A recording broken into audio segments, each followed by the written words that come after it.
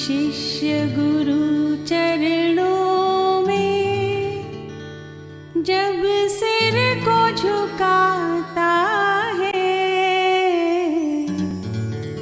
परमात्मा खुद आकर आशीष लुटाता है। परमात्मा खुद आकर आशीष लुटाता है।